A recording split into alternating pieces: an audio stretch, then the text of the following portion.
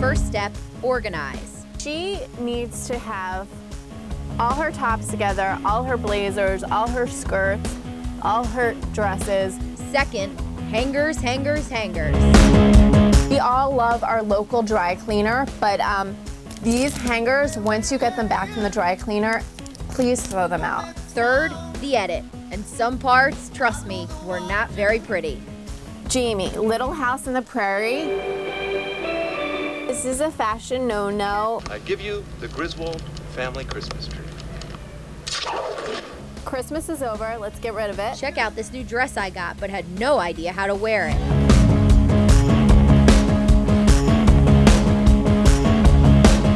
I'm TV ready now. TV ready.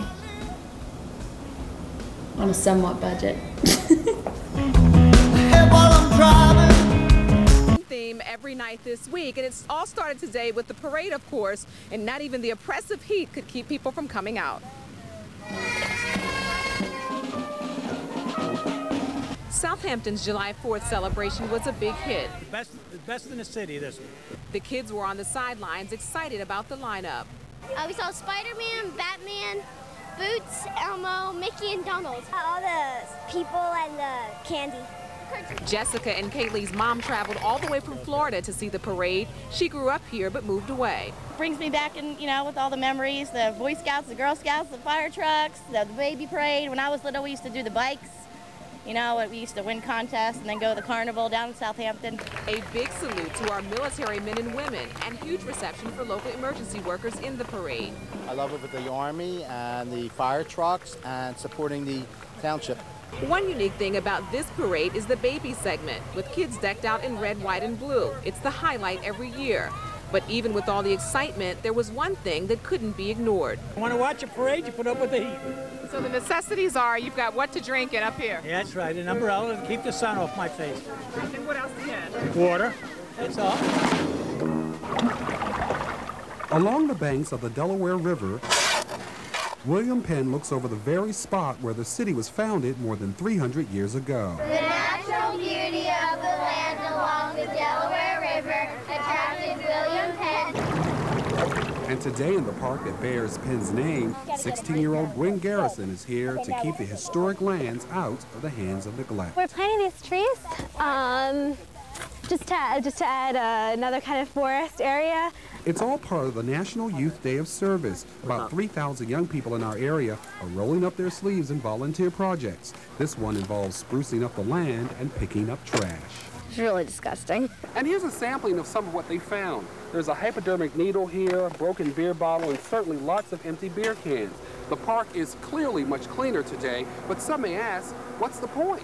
I think that's the attitude that a lot of people have that's wrong. I think that the littlest bit that you can do, it makes a difference. If no one does it, the whole environment would just go to waste. Somebody has to do it. I think it's a big deal. I mean, most people, probably wouldn't want to do something like this or just don't have the time. You make time in, your busy life to come out and do it. It's great. It helps out and, just bring things back and gives you that good sense of, I did something good. And doing something good for others is the big lesson here, one that organizers hope will be firmly planted in the minds of these young volunteers. What kind is ours? In Penn Treaty Park, Dave Marshall.